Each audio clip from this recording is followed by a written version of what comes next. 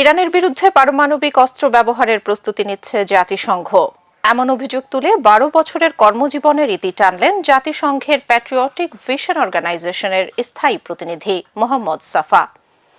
সামাজিক যোগাযোগ মাধ্যমে পদত্যাগের ছবি প্রকাশ করে তিনি বলেন, এই তথ্য ফাঁস করার জন্য তিনি তার কূটনৈতিক ক্যারিয়ার বিসর্জন দিয়েছেন, যাতে এমন মানবতাবিরোধী অপরাধের অংশ হতে না হয়।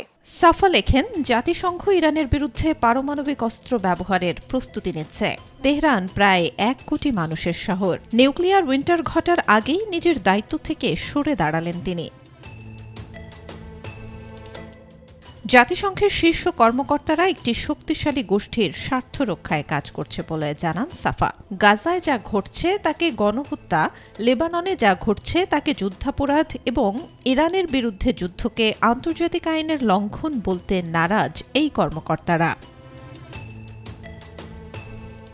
সাফার দাবি, ২০২৩ সালের অক্টোবরের পর এই অপরাধের বিরুদ্ধে কথা বলতে চেষ্টা করতে গিয়ে তিনি নিজের ও পরিবারের জন্য মৃত্যুর হুমকিও পেয়েছেন।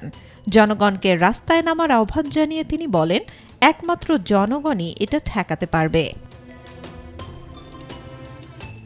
মোহাম্মদ সাফা একজন বিশিষ্ট কূটনীতিক, মানবাধিকার কর্মী এবং জাতিসংঘের প্যাট্রিয়টিক ভিশন অ্যাসোসিয়েশনের নির্বাহী পরিচালক ও স্থায়ী প্রতিনিধি। ২০১৩ সাল থেকে তিনি এই দায়িত্ব পালন করে আসছেন। সাফারি বক্তব্যের আগে পূর্ব ভূমধ্যসাগরীয় অঞ্চলের WHO আঞ্চলিক পরিচালক হানান বালখিও জানান একই কথা। তিনি জানান, বিশ্ব স্বাস্থ্য সংস্থা খারাপ পরিস্থিতির প্রস্তুতি নিচ্ছে।